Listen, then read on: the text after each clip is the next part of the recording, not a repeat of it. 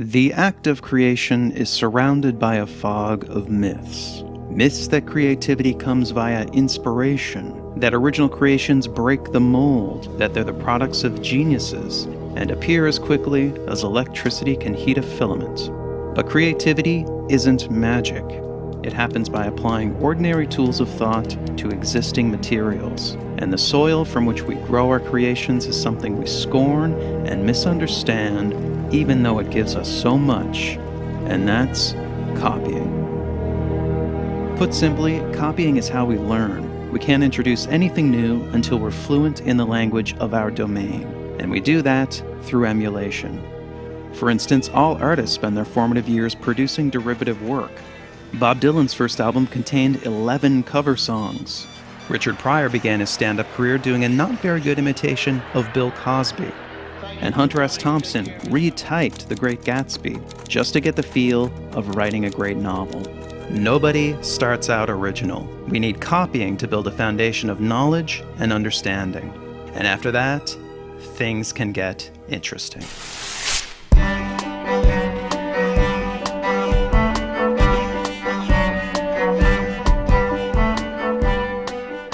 After we've grounded ourselves in the fundamentals through copying, it's then possible to create something new through transformation, taking an idea and creating variations. This is time-consuming tinkering, but it can eventually produce a breakthrough. James Watt created a major improvement to the steam engine because he was assigned to repair a Thomas Newcomen steam engine. He then spent 12 years developing his version. Christopher Latham Scholes modeled his typewriter keyboard on a piano. This design slowly evolved over 5 years into the QWERTY layout we still use today.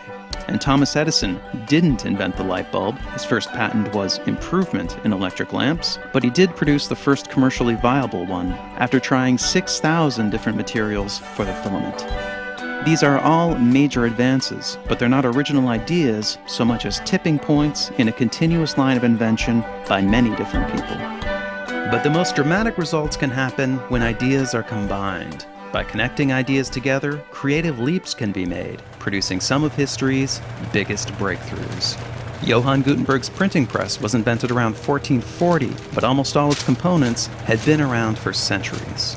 Henry Ford and the Ford Motor Company didn't invent the assembly line, interchangeable parts, or even the automobile itself, but they combined all these elements in 1908 to produce the first mass-market car, the Model T. And the internet slowly grew over several decades as networks and protocols merged. It finally hit critical mass in 1991 when Tim Berners-Lee added the World Wide Web. These are the basic elements of creativity: copy, transform, and combine. And the perfect illustration of all these at work is the story of the devices we're using right now. So let's travel back to the dawn of the personal computer revolution and look at the company that started it all. Xerox. Xerox invented the modern personal computer in the early 70s. The Alto was a mouse-driven system with a graphical user interface. Bear in mind that a popular personal computer of this era was operated with switches, and if you flipped them in the right order, you got to see blinking lights. The Alto was way ahead of its time. Eventually, Apple got a load of the Alto and later released not one, but 2 computers with graphical interfaces, the Lisa and its more successful follow-up, the Macintosh. The Alto was never a commercial product, but Xerox did release a system based on it in 1981, the Star 8010. 2 years before the Lisa, 3 years before the Mac. It was the Star and the Alto that served as the foundation for the Macintosh. The Xerox Star used a desktop metaphor with icons for documents and folders. It had a pointer, scroll bars, and pop-up menus. These were huge innovations, and the Mac copied every one of them. But it was the first combination it incorporated that set the Mac on a path towards long-term success. Apple aimed to merge the computer with the household appliance. The Mac was to be a simple device, like a TV or a stereo.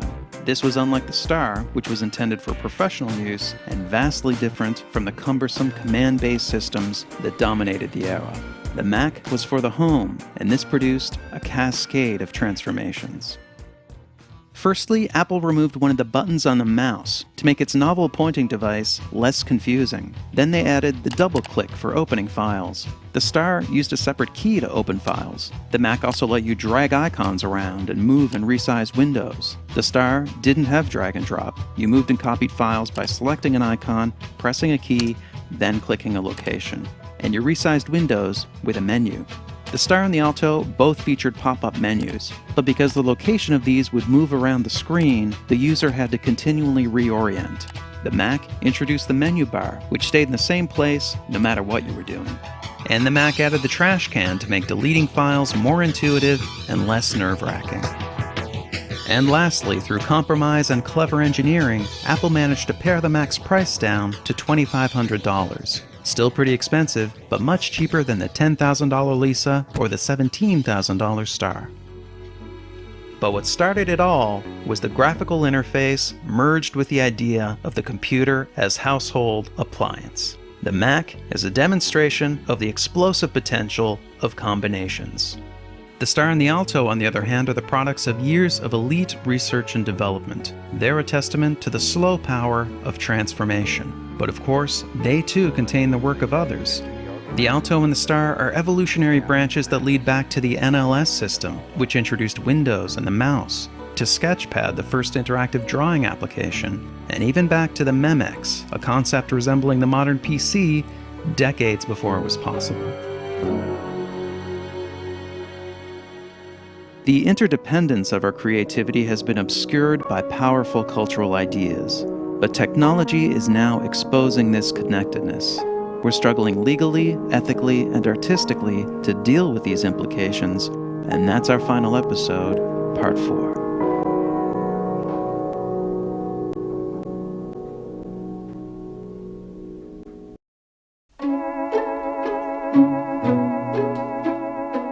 What if Xerox never decided to pursue the graphical interface? Or Thomas Edison found a different trade? What if Tim Berners-Lee never got the funding to develop the World Wide Web? Would our world be different? Would we be further behind? History seems to tell us things wouldn't be so different. Whenever there's a major breakthrough, there's usually others on the same path. Maybe a bit behind, maybe not behind at all.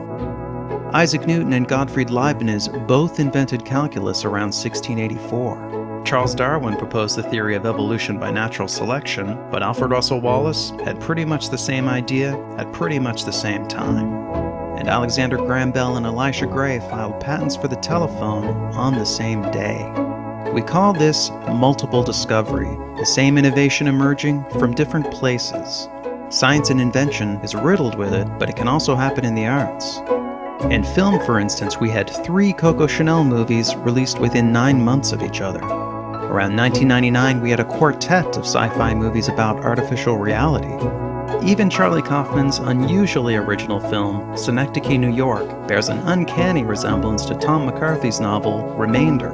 Both are the stories of men who suddenly become wealthy and start recreating moments of their lives, even going so far as to recreate the recreations.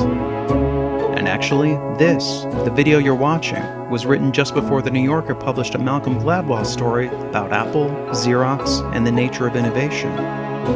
We're all building with the same materials. Sometimes by coincidence we get similar results, but sometimes innovations just seem inevitable.